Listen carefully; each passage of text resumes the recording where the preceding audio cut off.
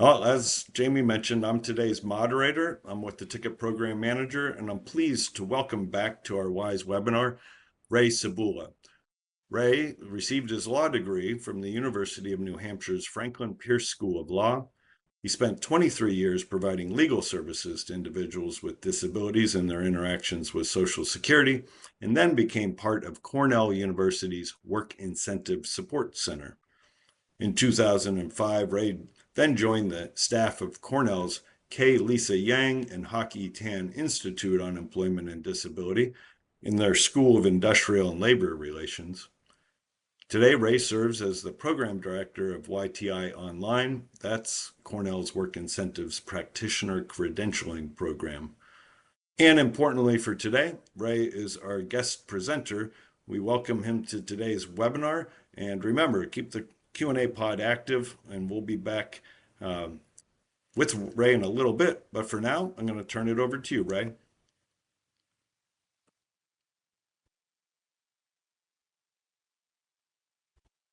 Ray, I ask you to turn on your microphone. Thank you, Derek. Thanks for the reminder. All right. Good afternoon, everyone. I'm happy to be with you again. Today's webinar, we're going to talk about what is the Social Security's Ticket to Work program. A big piece of legislation, a big step forward for helping recipients return to work. Can I work and keep my Social Security benefits? That's an important question. And the answer is yeah, but do you want to continue on beyond that point? Can I keep Medicare or Medicaid when I start working? Absolutely.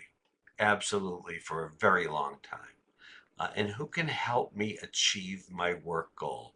Derek told you we were going to put together an employment team for you, and you're going to be the one that runs that team. So, what is Social Security's Ticket to Work program?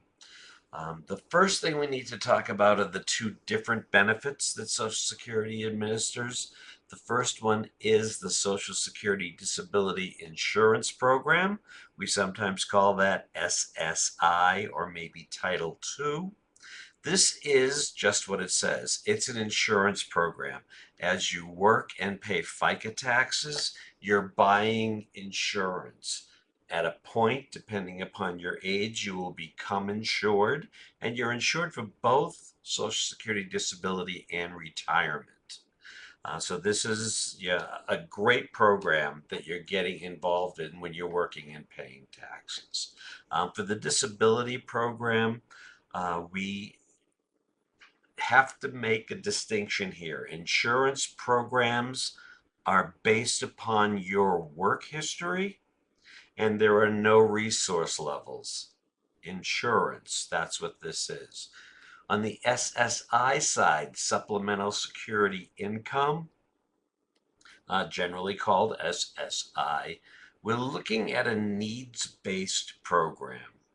Social Security Administration is going to consider your disability plus your financial status, and there are some pretty harsh rules concerning your finances right now to make you eligible for SSI. You do not need a work history, or you may be on your way to getting your work insurance for SSDI, but incur a disability sooner. So SSI could be an eligibility program that would help you bridge that gap.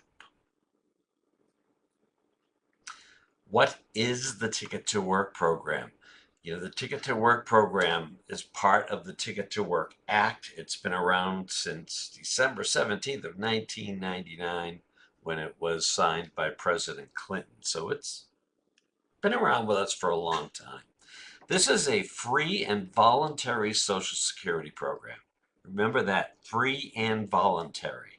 It offers career development for people ages 18 through 64 who receive Social Security disability benefits and want to work. Easy enough. Those are the qualifications. Ages 18 through 64 and you want to work.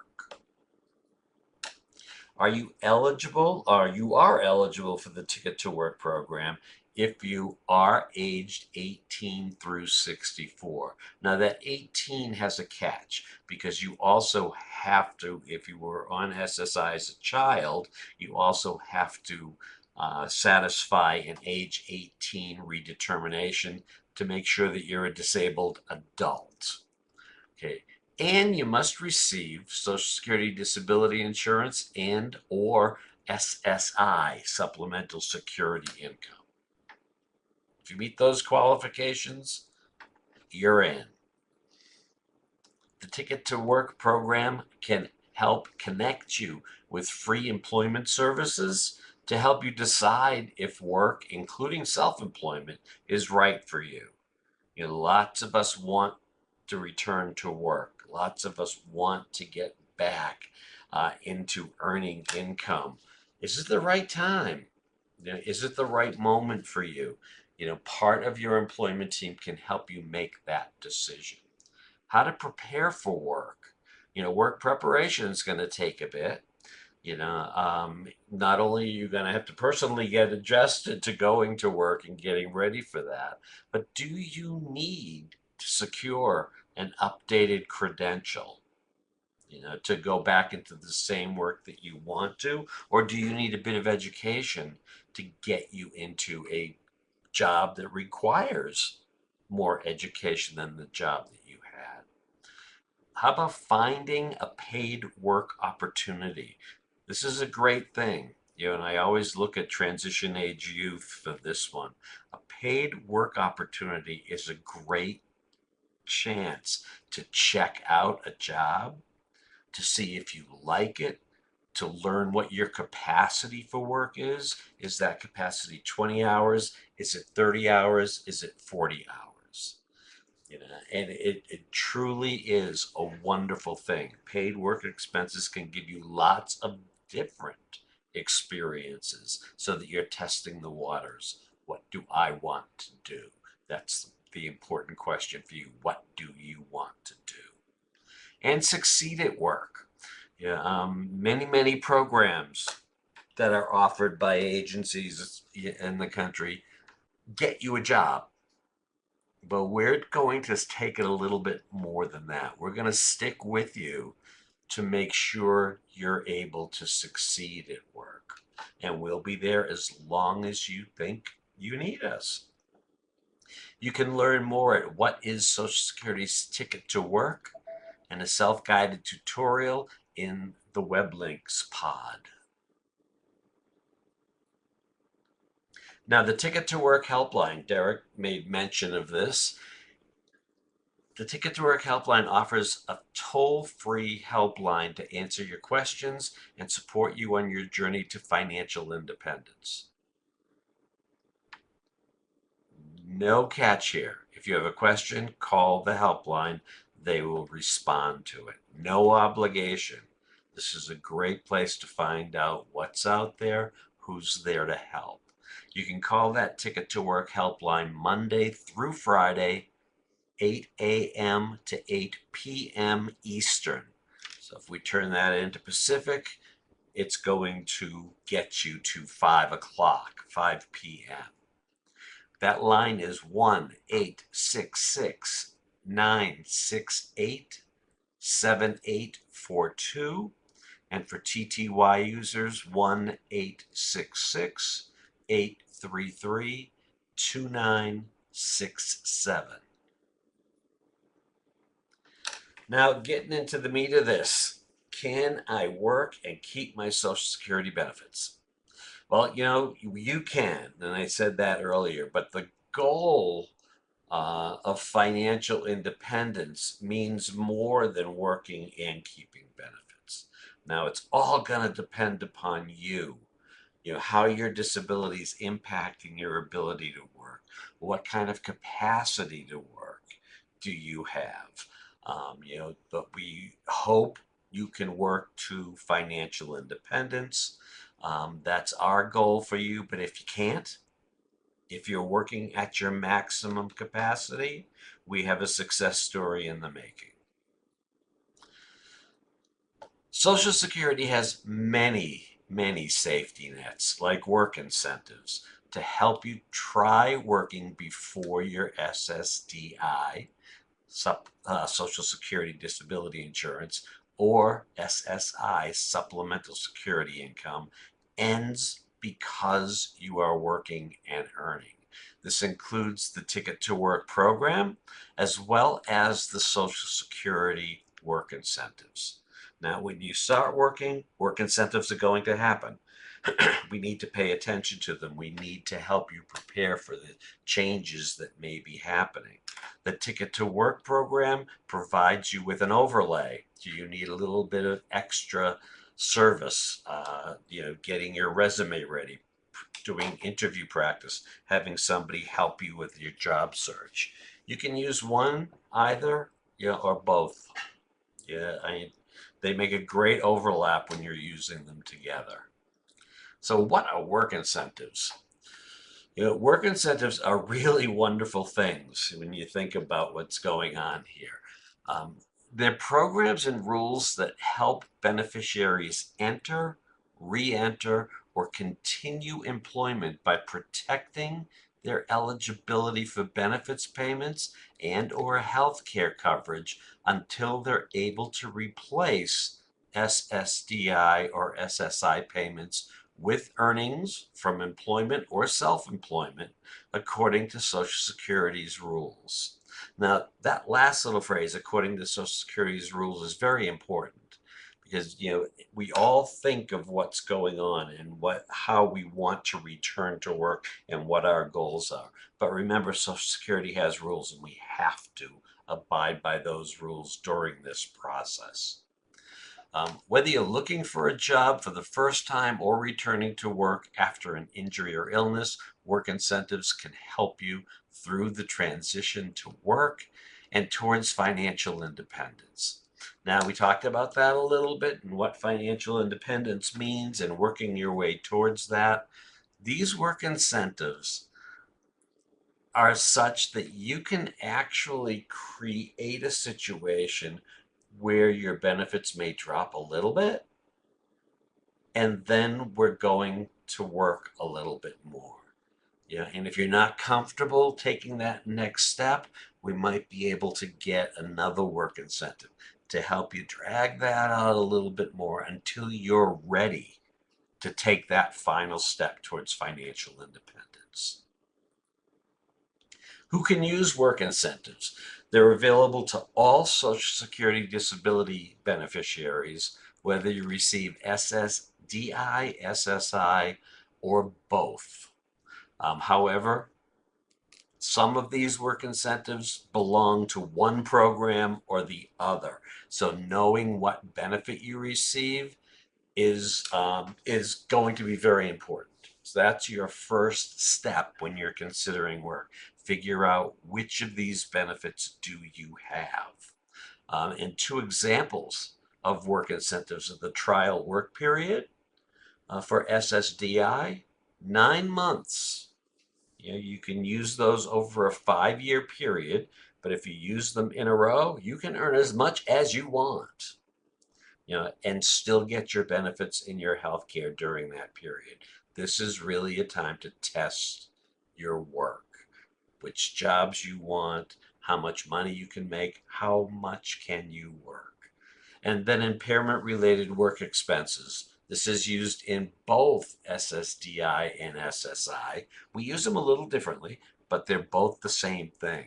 And these are a few of my favorite things. These are wonderful. Any expense you have that's related to your impairment that you need for work and that you pay for out of pocket can be deducted from your gross wages to reduce that to countable wages, which may keep you eligible for a longer period for SSDI and may keep your SSI a bit higher than it would otherwise be. They're fabulous. They're fabulous work incentives. Now, what is the TWP? It's the first work incentive that you're going to be using if you receive SSDI. or Social Security disability insurance. It allows you to test your ability to work for at least 9 months. Again, they don't have to be consecutive, but they do have to be captured in a 5-year period. The best way, I believe, firmly, the best way to use these months is to use them right in a row. Then you get a true test of your ability to work, a true test of learning how much you can work, and a true test of, is this job the right job for me? Yeah. You will receive your full cash benefit, so that SSDI check will not be reduced at all, and health care, no matter how much you earn. Now, you need to report your wages and that work activity to continue to meet Social Security's and continue to meet Social Security's rules for disability. So reporting's a big deal. We have to report. Social Security will find out, 3 or 4 years from now from the IRS that there was work income, and that's going to cause problems. So it's up to you, and you signed a promise when you signed that application that you would report things that would impact your benefits. So make sure you're reporting, doing that on time, and hopefully everybody will get caught up and everything will be fine. Now, how is the trial work period calculated? The TWP continues until you capture all of those 9 months, in a 60-month period. That's 5 years. So if you work for 3 months and use 3 trial work months and don't work again for a year and work 2 more months, you're accumulating those 9. We've now got 5 months that we have used. The Social Security uses the amount that you have earned in a month before subtracting taxes. So this is gross wages, to decide if a month counts towards your trial work period, or TWP. In 2026, if you earn $1,210 or more, or work more than 80 hours a month in self-employment, you are considered to have worked a trial work period service month, and we count that 1 month towards the 9 months that you can accumulate. You can learn more about the trial work period at Trial Work Period Fact Sheet. The link is in the web pod. And about another work incentive that's available when you complete your trial work period, called the extended period of eligibility. So you've worked for 9 months now. Now we're going to give you, this is just a preview, but we're going to give you an extended period of eligibility that lasts for 3 years. So nothing's going to break on you. This isn't going to fall apart. It's a great program that extends for several years now. Now, I told you IRWIs are a few of my favorite things. Impairment-related work expenses. These are costs for items or services that you need to work because of your disability. Social Security can deduct the costs of an IRWI from your countable income when determining whether you're eligible for benefits or not. Both SSDI and SSI recipients are eligible to claim IRWIs. The IRWI must meet the following criteria. It's an item or service that enables you to work. You need the item or service because of a physical or mental impairment, and you pay for it without reimbursement from any source. And the cost has to be reasonable. I've never had anybody, during my career be faced with, this cost is unreasonable. But I'm going to give you a quick example. I take blood pressure medication. Is it because of an impairment? Yep, I have hypertension. Yeah. Do I need it to work?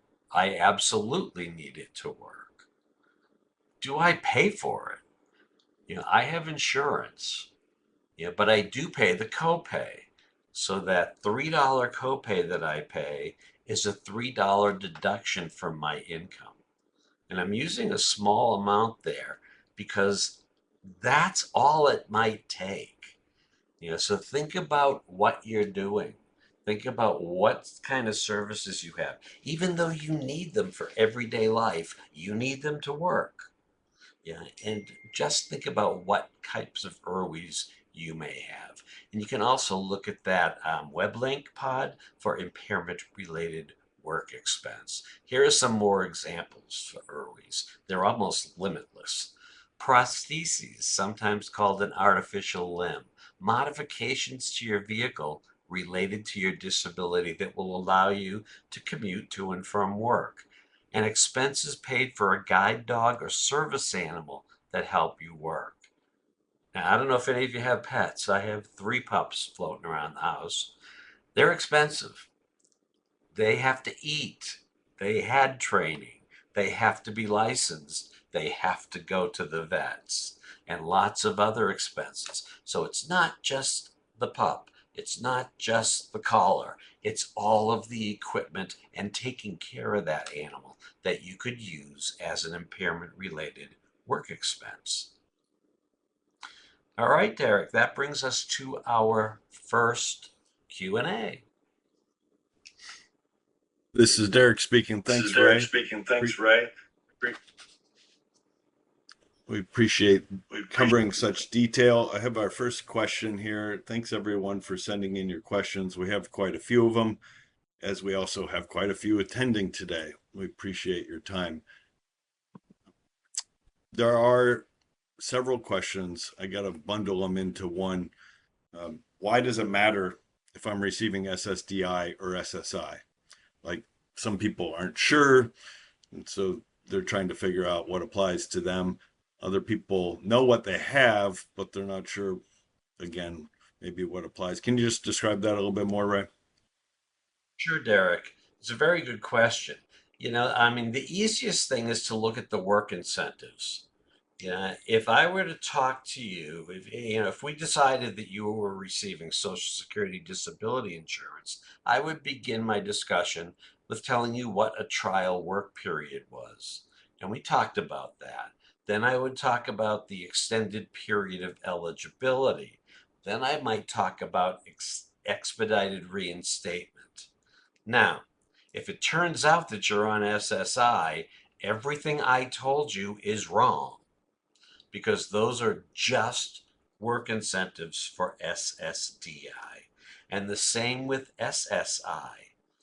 If I told you, if I told you that you were on, if you told me that you were on SSI, and I started talking to you about blind work expenses, and how extensive these work incentives can be, and how you might be able to keep all of your income, and all of your benefits because of blind work expenses. And it turns out you're on SSDI, nothing I've told you is correct. So, in order for you to get the correct advice from a benefits planner or from an employment network, you need to know what type of benefits you have. 2 ways to do that. If you get a notice, you all received notice last October or November about the change in your benefits. Big capital letters across the top will tell you what type of benefit it is. If you have a My Social Security account, you can click into that and it will tell you what type of benefit is. And I encourage you to get a My Social Security account. I've had one for probably a couple of decades now. And you can do that at mysocialsecurity.gov. I think you can do that. Or you can go to ssa.gov/my social security account. Fabulous thing. This is Derek. Yep. Thanks, Ray. This is Derek again. Yeah, that's right on the homepage. So just go to Social Security's homepage and you will find information on how to create one of those My Social Security accounts. Great way to figure out what benefits you're on, and also if you paid into the insurance program, what's there too. Love that. All right, next question, Ray. There's a couple people that have an interest to go back to work and they have an idea of what they want to do. And in one case, somebody says they're on their way to getting a job offer. When you mention the ticket program is free and voluntary, does everyone need to use the program, or what kind of choice is that for folks?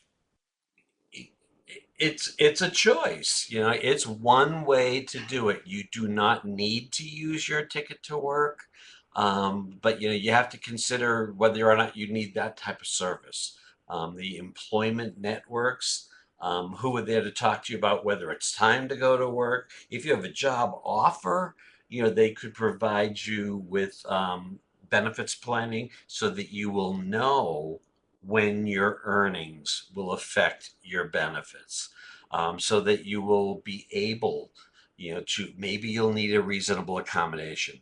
The employment networks can help you, have a mock discussion about how you're going to ask your employer for this reasonable accommodation and what happens if the employer says no. They'll be giving you a little primer about your legal rights if the employer does say no. So there's lots of great services. If you haven't found that job yet, do you have a resume that's up to date? You know, do you know how to sit for an interview for employment? Things have changed a lot since the last time you've worked. Let's talk about that resume. Let's talk about preparing for the interview. Let's talk about drafting questions you have for your prospective employment. All of that becomes very, very important. If you don't need that because you have a job, you can just go get benefits planning services at the WIPA program, which we'll talk about when we talk about your team, and not use your ticket. It's perfectly up to you. Remember, it's voluntary and free. So if you need any of those services, including maybe some support services while you are working for the first 5 or 6 months, you will consider using your ticket. Again, voluntary and free. This is Derek. Thanks, Ray. A follow up there. If somebody does choose to go to work without the program, do they need to report wages or anything, or do they just go on their own? You need to report. Remember, when you signed the application, you agreed to report to Social Security anything that might happen that impacts your benefits. Work is one of those. Work's the big one. So you're obligated to report anyway. But if you report, you're going to get these work incentives to happen, right? If you don't report, Social Security finds out about this from the IRS in 2 years, and they're going back using an annual wage that you earned and simply dividing it up and not applying work incentives because you didn't tell them about them. So it's incredibly important to report. It's a way to stop overpayments, and it may be a way to stop you from paying it back, if you're reporting and giving them all of the information that they need. So without the ticket to work, you still got to go to report. If you don't use benefits planning services or any kind of services and you just get a job tomorrow, you have to report that to Social Security. This is Derek. Thanks, Ray. We have another question here, and I'm going to start out by reading the question that came in, but it's really exploring the purpose of the trial work period. So there's somebody that really wants to go back to work, and they're unsure, in effect, if their body can handle work, but they want to try it, and they also want to have the peace of mind that if it doesn't work, that they can just kind of roll back onto their benefits. There's been two other questions that are similar to that. One is, I tried it before. Can I try it again? And what's my trial work period now? Can you walk into that a little bit more? because I can sense some hesitancy in the questions, and the program Yeah. is here to provide that support. See if we can convince some folks about the trial work period being an. Yeah, the trial work period's a real good thing. If you earn more than 1210, $1,210 in a month, you use a trial work month. Now, there's one school of thought that says if you're not really sure about this, why not work and earn $1,000? That's still testing your ability, but you're below the trial work level, so you don't use those months. If you are using those months, please know you are going to get all of your benefits. You are going to get all of your health care with no interruption while you're earning whatever you want to, whatever you're able to. For somebody who's not sure if they have the physical capacity to do work, this is how you find that out. If you want to work, maybe your financial goal is set at a certain level, and we tell you, well, you can do that, but it's going to be a 30-hour work week, and you're not sure about that. Well, let's try it. If we work 1 month and use a trial work period, work the second month and use a trial work period, and then in month 3, you're tired, you're sore, you're not able to work as much, and your income starts dropping, you don't need to worry about it. In month 4, if your income stops, you tell Social Security my income stopped, and you're just going to be put back in regular payment. So this is a great way to do it. And you think about that, can go on for 9 months. And it's a really valuable, very protective period of work because you can earn whatever you want and still get all of your cash and healthcare benefits. It's the perfect time to learn what your capacity is. And then we had, can you give me a refresher on the second part of the question, Derek? Well, this is Derek. Yeah, you got into it. I think the second part is like the return to benefits. So let's say they go beyond the trial work period and they are working, but there's a concern that, okay, I tested my capacity to work and I started working, but my body couldn't handle it over time. What's the flexibility over time to go back to work? Yeah. Okay, well, a little introduction to the extended period of eligibility. It's another 3 years that run consecutively, so 36 months in a row, where if you perform what's called substantial gainful activity, that's more than $1,690 this year, you will not be paid your Social Security cash benefit. Healthcare stays in place. If in a few months your income drops below substantial gainful activity, your benefits are turned back on. It all depends whether you're performing substantial gainful activity. And remember, if you're earning $1,700, you are above this year's SGA level. But if you have $15 in ERWIs, you're below SGA. So we're using all of these work incentives to determine what your work level is. Above SGA, no check that month. Below SGA, turn the check back on. That requires reporting, reporting, reporting. If you don't tell Social Security what you're earning every month, they're not going to be able to turn the benefits back on and off. But that's a great question. And, we can go on and on. After that 3 years, if your benefits are terminated because of work, you can start expedited reinstatement. 5 years, where Social Security is still watching you. And if you drop below substantial gainful activity, we can turn your benefits on. And you get 6 months worth of benefits while Social Security is making sure that you're eligible to be reinstated. So we're looking at 5 years, 3 years, and 9 months. That's 8 years and 9 months where Social Security is looking out for you. Ray, this is Derek again. Excellent. I think I could give folks a peace of mind in saying, hey, this might be the right thing for me to try at this time with that kind of long coverage. You brought up IRWIs. Let's talk about them for a couple minutes. Somebody is looking at self-employment and asked if IRWIs would be possible. Would they be eligible under a self-employment model? Absolutely.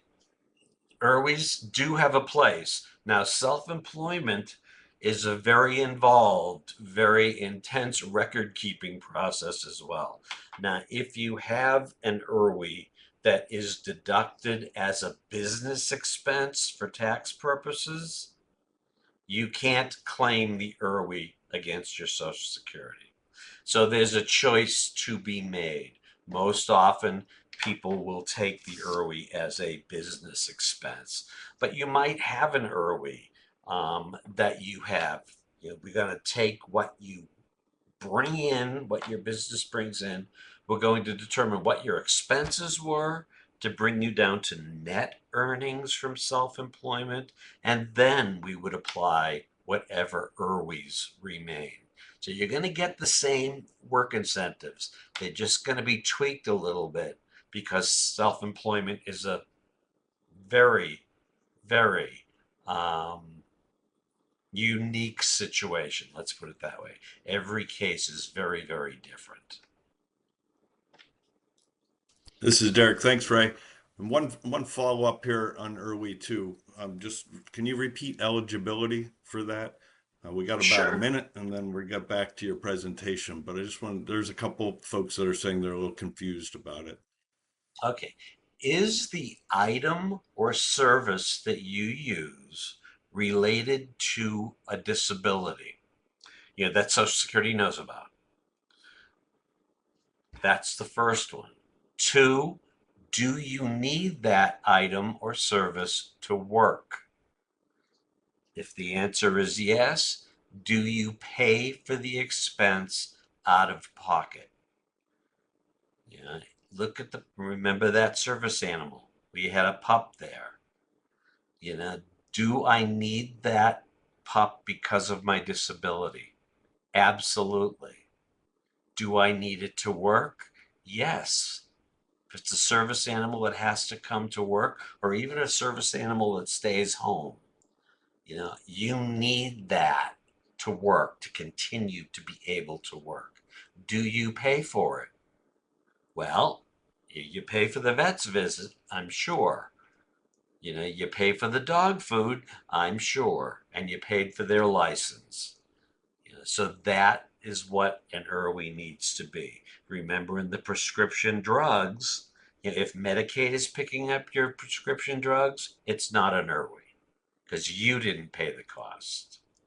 If it is, if there's a copay, it's the copay that you have paid. You haven't paid for the prescription outright. But again, related to an impairment, allows me to work, and I pay for it. This is Derek. Thank you, Ray. I appreciate you going through that and all the questions that were coming in. I'll be back with you all in a little bit to ask Ray some other questions, but for now, he's going to dive into the next portion of his presentation. Okay, thank you, Derek. Good questions. Everybody's keeping me working today. All right, can I keep my Medicaid or Medicare when I start working? This is truly the critical question. And I've worked with many people over the years, and they're not worried about the cash benefits. They know they're going to be making more. They're worried about their health care. So this is truly a very important piece of this puzzle. And the answer is yes. How do you do it? If you receive SSDI benefits or an SSI payment of any amount, you will keep your Medicare or Medicaid. Now, Medicare comes with SSDI, so if you get any SSDI at all, cash, you're going to keep Medicare. SSI, same thing. SSI comes with Medicaid. So long as you get a cash benefit, regardless of how low that gets, you will keep your Medicaid.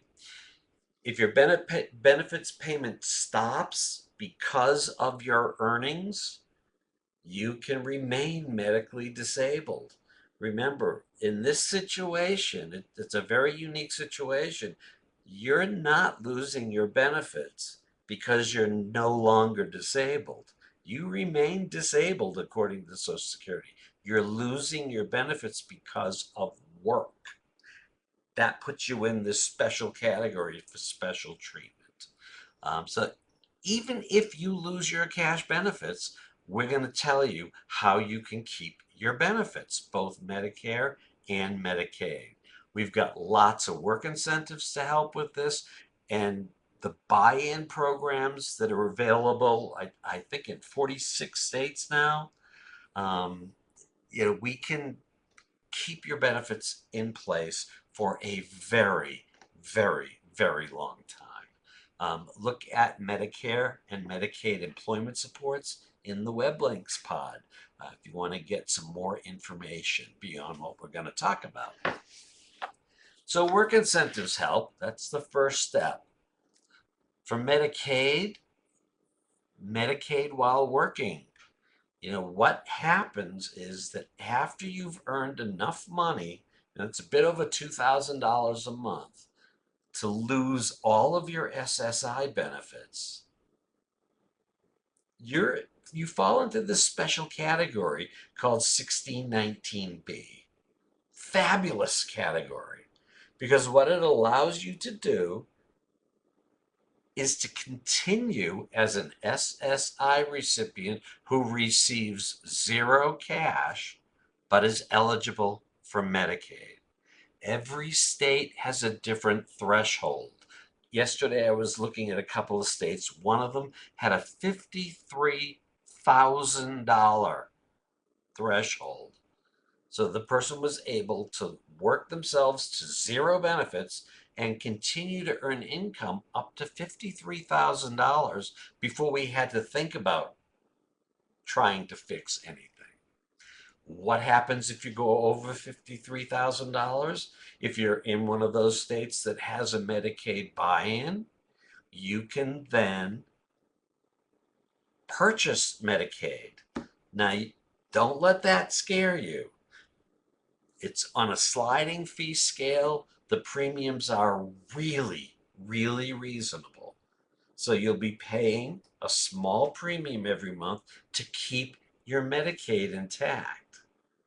And just think about it. If you're making $53,000, you probably have employer health care. But is that going to meet all of the costs that Medicaid met? And there's some stuff in there that Medicaid's going to be very, very useful for. So you participate in the buy-in, you have your private insurance, and that's getting close to the gold standard. You're going to have very comprehensive coverage. Now, the top levels for those Medicaid buy-ins are well over $100,000. New York State this year is looking to increase their limit to $600,000 in earnings. These are very extensive programs, both 1619B and Medicaid, and they change the game for people who want to return to work. Now let's switch to the other side, Medicare, the extended period of Medicare coverage, or the EPMC. This is a period of 7 years and 9 months, 93 months following the completion of your trial work period where you're just eligible for Medicare. The trick here is, are you receiving a cash Title II benefit or not? Because, if you have your cash benefit, you understand that they're taking Medicare Part B premiums out of your cash benefit. If there's no cash benefit payable, you would then be responsible to make that payment every month to the Centers for Medicare and Medicaid Services. But we're going to make sure you have enough money to do that and you're still ahead of the game. That's the idea here. Medicare for people with disabilities who work.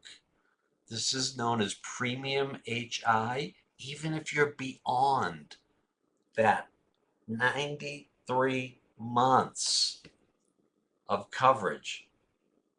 If you're still disabled, all you've done here is lost your cash because of work. You are still disabled according to Social Security.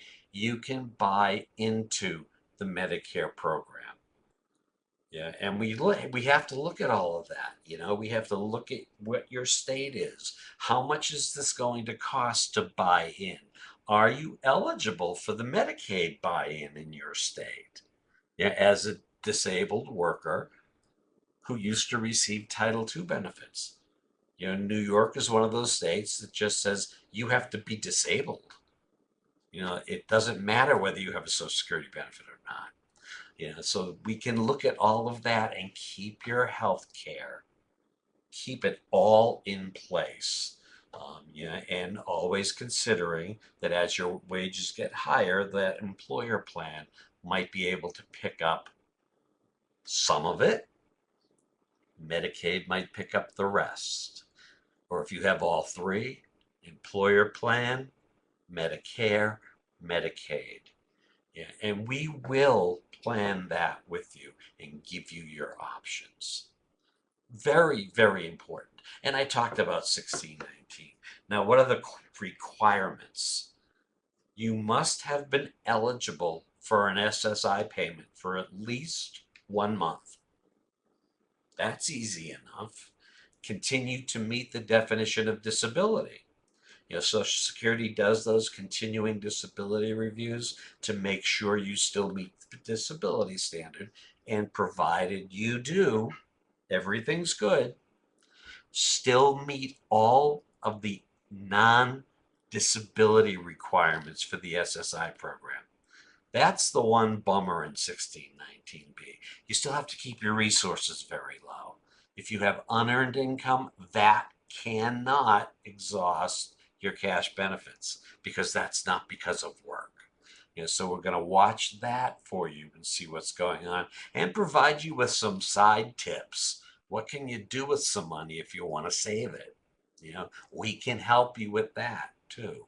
You have to need Medicaid benefits to work. You know, that's that's not even worth asking the question. Seriously, Medicaid is likely providing some of the very basic return to work services that you need to work, period. So you can't work without it, unless you have this fabulous employer plan.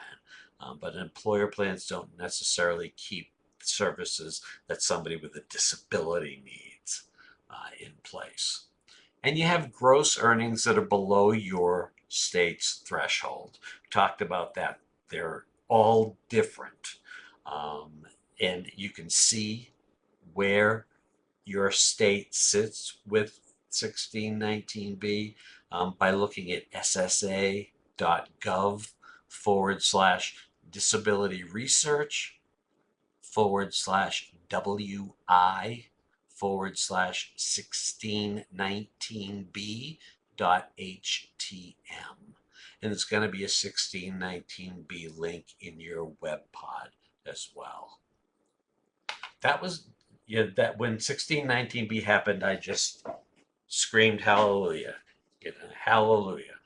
We do need health insurance to work, and that's Social Security's program that recognizes this. Now, the Medicaid buy-in, another program that is growing and changing, at least in the 46 states that have it. I think there are 2 more states that have enacted it, but they don't fund it yet. Many states allow you to purchase Medicaid under a buy-in program. You might qualify if you meet the definition of disabled under the Social Security Act. So everybody in here who's receiving benefits meets that definition. Again, some states, Ohio's another example, you just have to have a disability that creates an impairment to work. You don't have to be on benefits. There are other ways of proving whether you meet the buy-in criteria. Yeah, again, you got 46 programs out there functioning. There are 46 different programs. Most of them require that you have some earnings from work or spend so much time working. Some allow you to have significant earnings from work or self-employment and greater savings. A lot of the buy-ins, if you get involved with that and you're on SSI, your savings ability goes from $2,000 to $20,000. And that's a big deal. If you're earning more money, you may want to put some aside. Under certain circumstances, people who receive SSDI benefits may be eligible for the buy-in programs. You got to look at your state. Who is that buy-in for? Again, lots of states will allow an SSDI person to do that. And remember, SSDI has Medicare, not quite as comprehensive as Medicaid. So if you need those work supports that are being provided by Medicaid, you opt for the buy-in. And it might cost you another $25 or $30 a month. Not that expensive. You should check with your local Medicaid agency to find out what is available in your state. Again, they're all different. Here we go, the extended period of Medicare coverage. Medicare comes in 4 parts, A, B, C, and D. After that, it doesn't make a whole lot of sense. I'm constantly trying to wrap my mind around this program.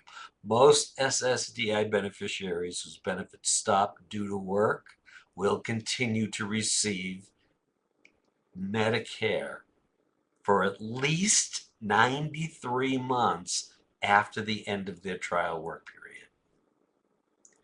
period. And what I like to do with the people I'm counseling is say, look at this period of time where you don't have to worry. Medicare will be there. The question is, who's paying the premium, right? We talked about that earlier, but Medicare will be there for you. It's not time to worry about losing health care. It is time to focus on your journey to work and financial independence. We have hospital insurance, Part A. This is premium free.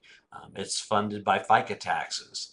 So I've had my Part A card for a couple of years now. And I'm still paying for it because I'm still working, right? So the FICA taxes pay for this premium. Premium free. Supplemental medical insurance, or Part B. This year, Part B costs $202.50 a month. This is covering your doctor's visits, your sickness visits, your wellness visits, anything else that comes along with that, emergency rooms, things like that. Prescription drug coverage, Part D. For people who don't have a plan for prescription drugs and need them, this is there. The average plan is $45 this year, and it helps with, what are pretty exorbitant costs. My spouse has a prescription that costs $3,000 a month. If it wasn't for some of these health plans, $3,000 a month is a lot of money. So we have those. I mentioned Part C, that's a Medicare Advantage. It's totally different. It is an option when you turn 65. And Medicare for people with disabilities who work.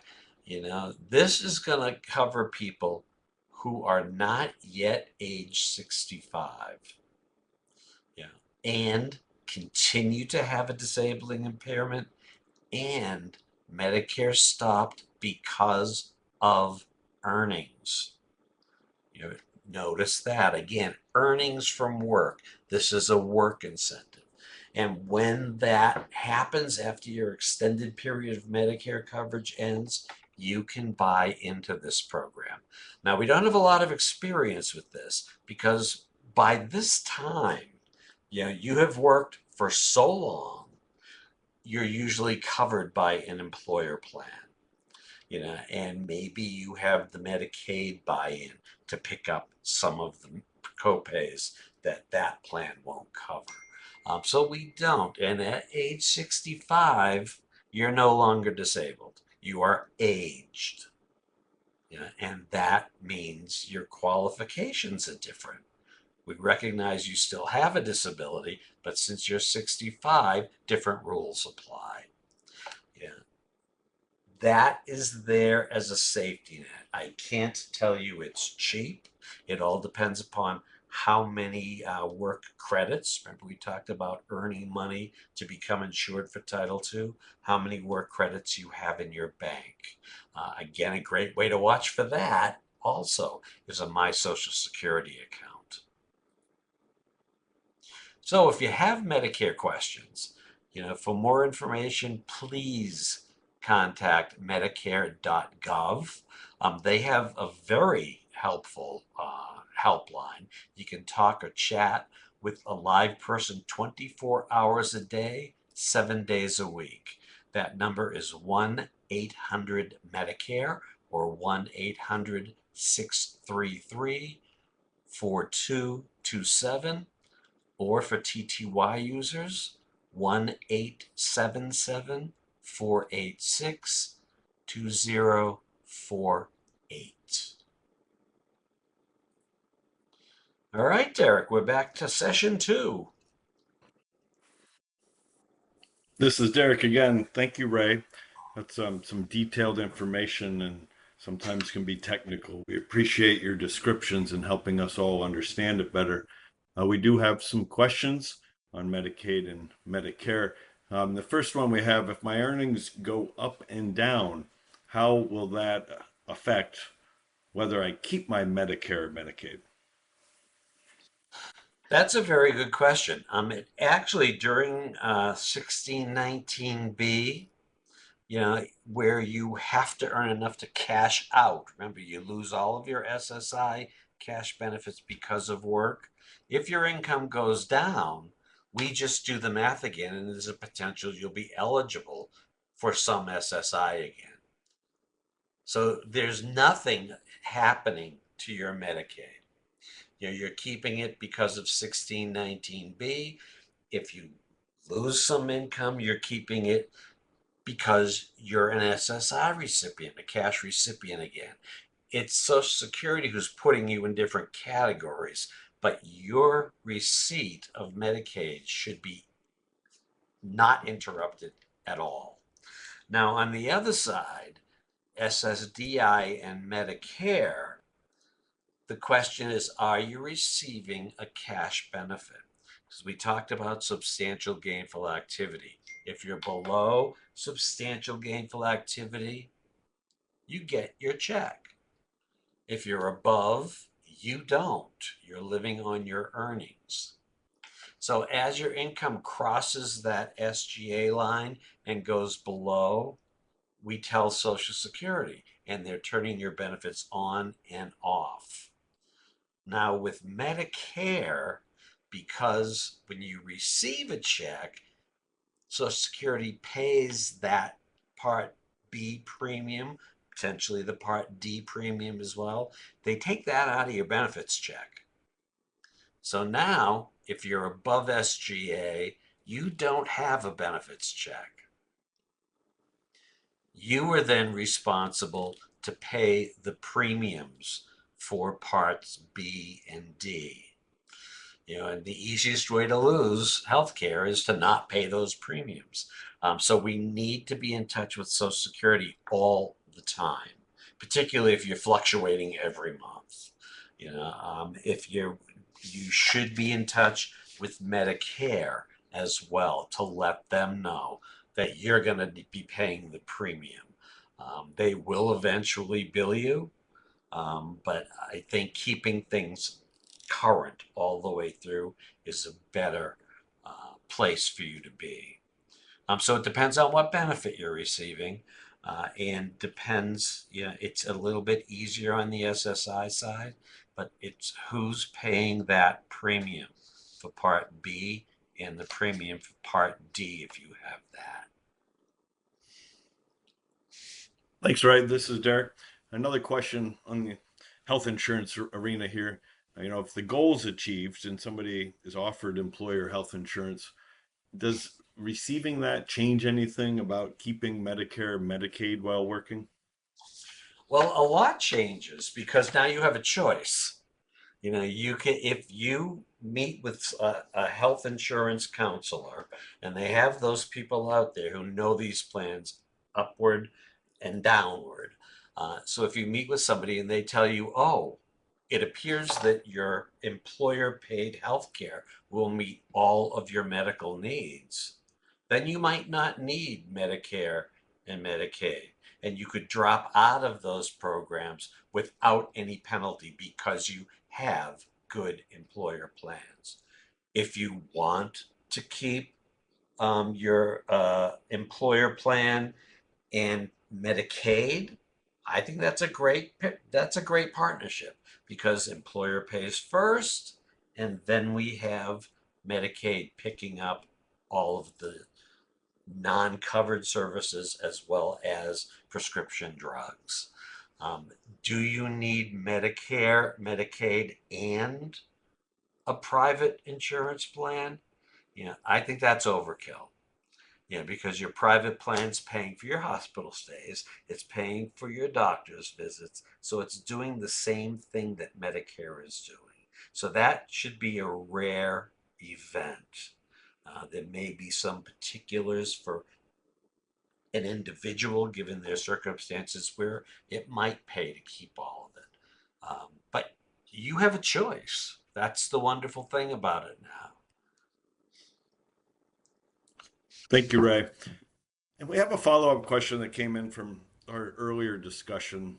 We were talking about the trial work period, and there's a question when you got into substantial gainful activity and different levels, I think was perhaps a little confusing. Could you explain the trial work level and the difference between that and substantial gainful activity? Yep. Thank you, Derek. It is confusing. It is very confusing. But the trial work period looks at a service level where you're earning $1,210.01 a month or more. If you use that, if you earn that much money, you have used a trial work month. We don't care about SGA during the trial work period because I told you you could earn whatever you want. You could earn $2,000 a month, you could earn $10,000 a month and still get your cash benefit during the trial work period. When we finish trial work, we enter the extended period of eligibility. Now we change things.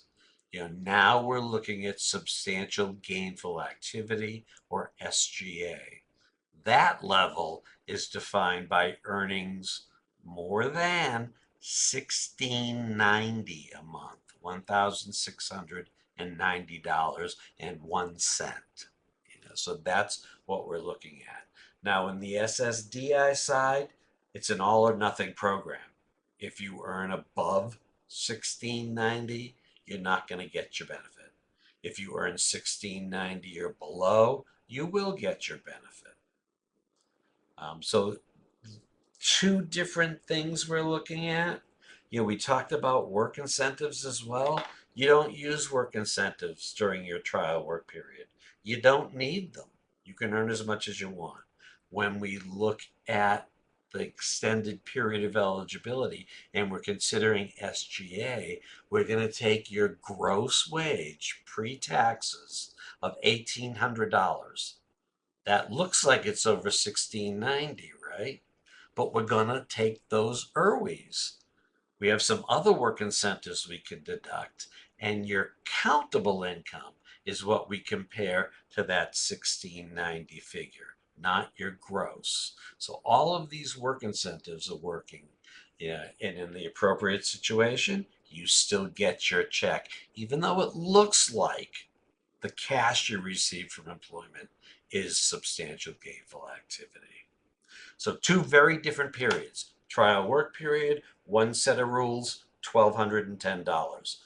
EPE, the extended period of eligibility, SGA, 1690.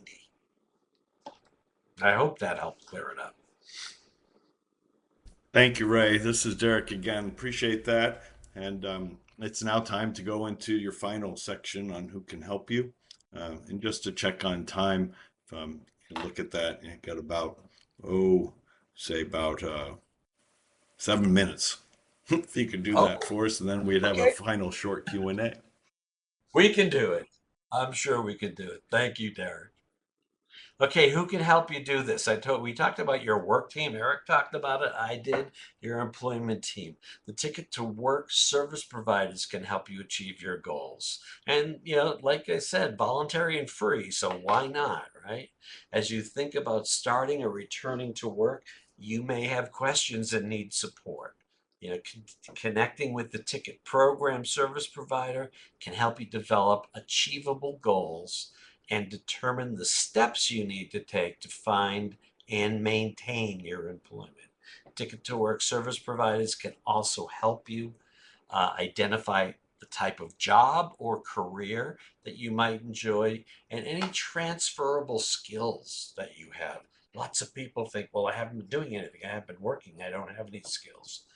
Trust me, you've got skills. We just need to figure out what they are and how they apply to the workplace.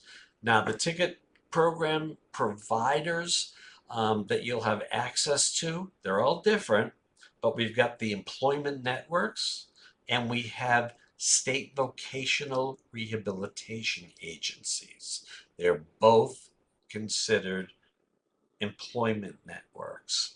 So an EN, what's an EN? It's a private or a public organization that has an agreement with Social Security to provide you free employment support services if you're eligible for a ticket. That sounds like a deal. Many state public workforce systems, such as the American Job Centers, they used to be called one-stops, are workforce ENs. And they're pretty good. A job center can, if you do lose your job, can help you apply for unemployment benefits, can immediately get you onto a computer so you can start looking for another job. If you're disabled and you're looking for work, what kind of jobs are available in your area? What does your resume need to look like? They call them one-stops for a reason. How can working with an EN help? Yeah, I think they can help a great deal when you're considering work, particularly for some of you who might still have a doubt. There's always gonna be a doubt, but we're trying to minimize those doubts. ENs provide services and supports designed to help you on the path to financial independence through work. They can help you identify your work goals. What do you want to do? How much do you want to work? How much can you work? Writing a resume, reviewing the resume you have, preparing for interviews, a must. A must. If you haven't been on an interview in a long time, it's likely very different. I haven't had an interview in 26 years. I would need interview preparation help. Request reasonable accommodations. If you're uncomfortable doing that, the employment network can help you put a mock interview together to get that request made for. Sometimes they can ask for that accommodation with you. Receiving benefits counseling. We haven't talked a lot about benefits counseling yet, but benefits counseling is the part that's letting you know when your benefits will be impacted. If you work 9 months in a row, you've used your trial work period. What happens next? When are your benefits going to zero out, and what can we do about that? We're going to move you into 1619B if you're on SSI. And reporting your wages. You are responsible for doing that. There are many ways to do it, and the ENs can help you discuss those ways. Some of them still do report, not many. But that's your responsibility. Remember, it's not your EN's responsibility. State VR agencies. This is the big player. If you need a 4-year degree or a 2-year degree to get the job that you want now, we're looking at State VR because they have the funding to do that. They provide a wide variety of services to help people with disabilities return to work, enter new lines of work, or enter the workforce for the first time. A state VR agency may offer benefits counseling and may also be able to help you with vocational rehabilitation, training, and education. Again, the big ticket items are generally going to require a state VR agency. So, how can working with VR help? Usually, the more significant your disability, the more significant services that you're going to need, the more likely that it'd be provided by a state VR agency. In some states, this can include intensive training, education, and rehabilitation. If I have lost my left arm and I have a prosthesis, how do I need, what do I need to learn to do with that prosthesis in order to work? So that's the physical rehabilitation part. Get the education and whatever training I need as well. They may also provide career counseling and job placement assistance, as well as counseling about how earnings from work may affect your benefits. Many ENs and VR agencies have benefits planners in-house. How do you find a service provider? You can look for a list by calling the Ticket to Work helpline, 1-866-968-7842, or TTY users can call at 1-866-833-2967, Monday through Friday, 8 a.m. to 8 p.m. Eastern Time. And the Ticket to Work helpline can give you the names of providers near you, or people who, ENs, if they're bigger, they may not be near you, but they can still help you. To find a service provider online, visit Find Help page. This is fantastic. And I'm on it several times a week looking Florence, South Dakota. Can I find an employment network for somebody? You can search by your zip code if you want somebody local. What types of services do they offer? They may offer services to people with mental health issues. If I have a physical impairment, that's not going to be the guy I want. I need somebody who helps with physical impairments. So we can search that way. The disability type, you could put in your disability and find out who is used to and has experience working with people who may be in your similar situation. Language is spoken. I would prefer to have an EN who speaks Spanish. I'm just more comfortable dealing with somebody in my native language. Toss in Spanish. It's going to give you people who provide those services in Spanish. And then the provider type. You don't need to search the entire world for everybody. You can search by EN if you just want an employment network, those workforce ENs, the one-stop centers, or state VR agencies, and limit your search so that you don't get overwhelmed with 100 hits. And we're back to question and answer, Derek. Did I leave you a couple of minutes? Hey, Ray, this is Derek. Fabulous. We have time for a couple questions before we go to wrap up. Um, so about the team, let's talk a follow-up question on the ENs, specifically about planning. A lot of folks are like, I want to work. I don't know how to get to actually working. Talk about the ENs and the development of a work plan? What's that like? You do have to have a plan, and you do have, and it is the work plan, right? That's how you agree to get your services. You negotiate and you sign this plan. Um, the ENs, I think, are one of the primary people on your employment team who can actually have that conversation with you. I want to work, I want to earn more money. Yeah, I don't know how to get there.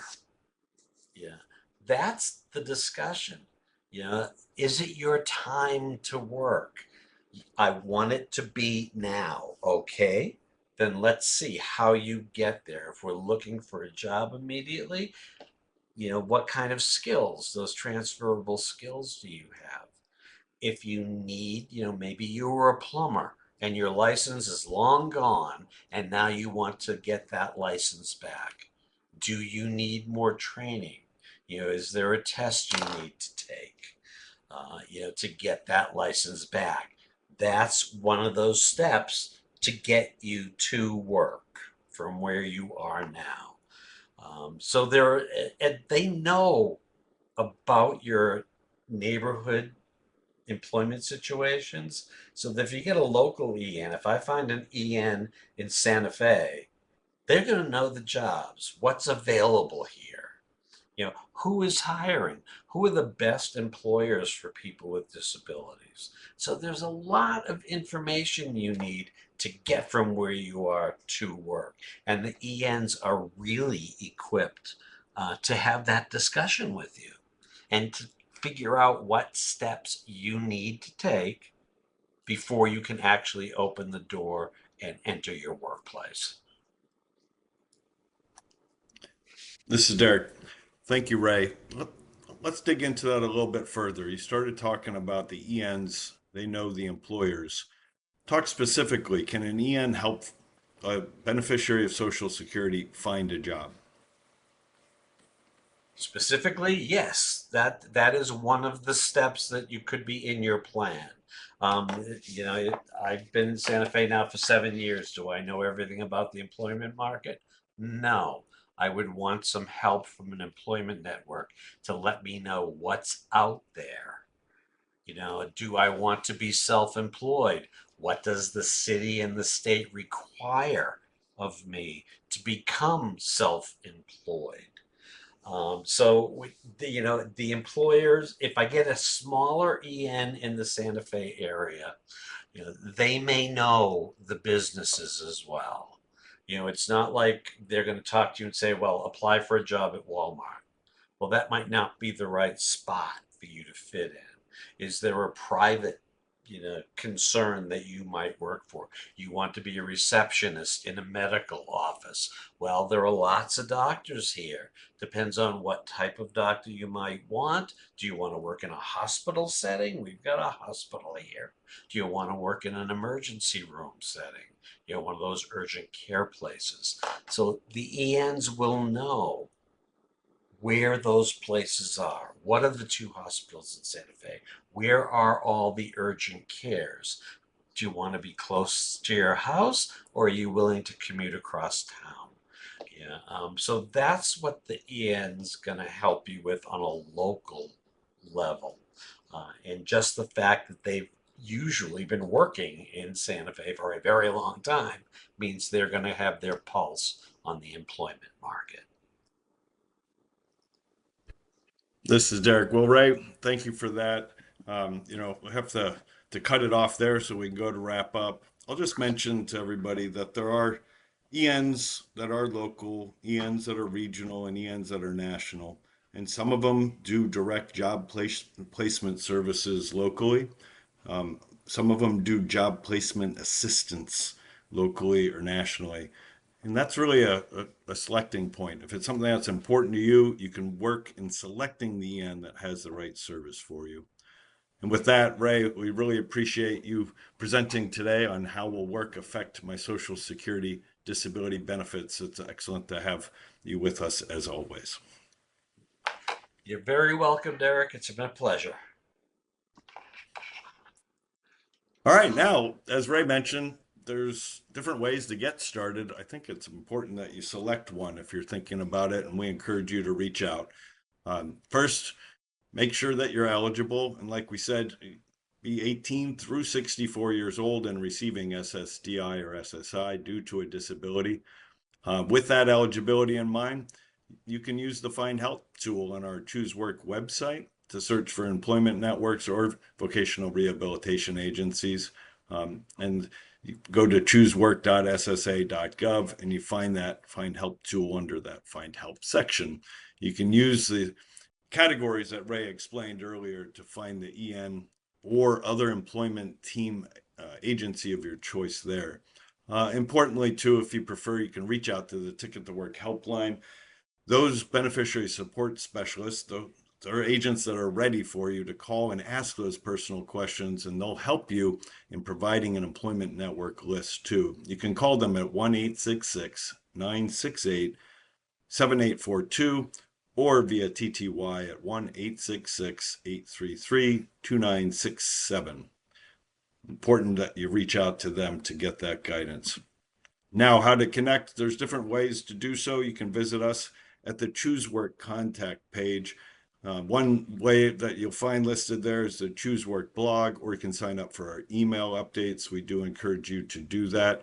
All the subscription options are online. The link is also in the web links pod under Ticket to Work contact information. Importantly, if you prefer updates sent straight to your mobile phone, you can opt in to receive text messages. They'll be about webinar announcements or success stories or other helpful tips. Text ticket to 1571-489-5292. Standard messaging rates may apply depending on your mobile plan. If you have any questions, you can always email us too at tickettotwork@ssa.gov. It's important to know whether you're just getting started or looking for guidance along the way, the Ticket program is definitely here to help. And we ask you to join us next month for our WISE webinar. This one will be on March 25th from 3 to 4:30 p.m. Eastern Time. The topic will be a general overview of what is Ticket to Work. This is a very popular session, and although we touched on it today, this next one will go into a deeper dive. Registration is available on the Choose Work website, right on the homepage, or you can call the helpline at the numbers provided. We encourage you to register today. Thank you again for attending. We appreciate your time, and this ends today's webinar.